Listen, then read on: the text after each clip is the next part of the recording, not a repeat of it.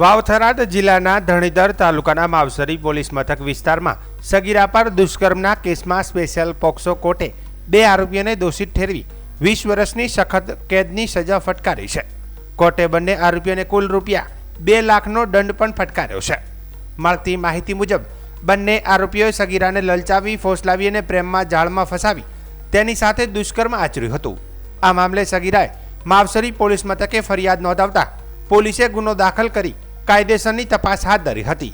Police તપાસ બાદ સમગ્ર કેસ સ્પેશિયલ પોક્સો કોર્ટમાં પહોંચ્યો હતો. કેસની સુનાવણી દરમિયાન રજૂ થયેલા પુરાવા અને દલીલોને ધ્યાનમાં લઈને કોર્ટે બંને આરોપીઓને 20 વર્ષની સખત કેદની સજા સંભળાવી હતી. કોર્ટે દંડની રકમ અંગે પણ મહત્વનો હુકમ કર્યો છે. જો આરોપીઓ દ્વારા રૂપિયા 2 લાખનો દંડ ભરવામાં આવે તો તેમાંથી રૂપિયા 1.75 લાખ ભોગ બનનાર સગીરાને વળતર પેટે ચૂકવવાનો હુકમ કરવામાં આવ્યો છે.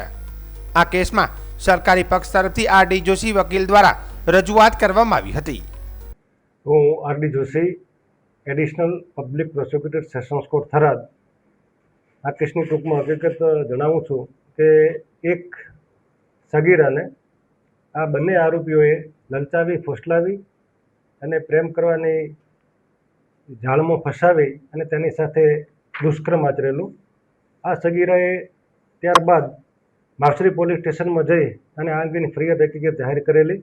માવસરી પોલીસ સ્ટેશને ગુનો દાખલ કરી એની સઘન તપાસ કરી અને બંને આરોપીઓ વિરુદ્ધ નામદાર સ્પેશિયલ પોક્સો કોર્ટની અંદર ચાર્જશીટ ફરમાવેલું અને ચાર્જશીટના અંતે આ case special POCSO case number 8/2025 ચાલી જતો નામદાર કોર્ટે આજે બંને આરોપીઓને 20 વર્ષની સજા અને 2 લાખ રૂપિયાનો દંડ ફરમાવેલ છે. જો દંડ ભરે તો 1,75,000 ભોગ બનનારને વળતર ચૂકવવા માટેનો હુકમ કરેલ છે.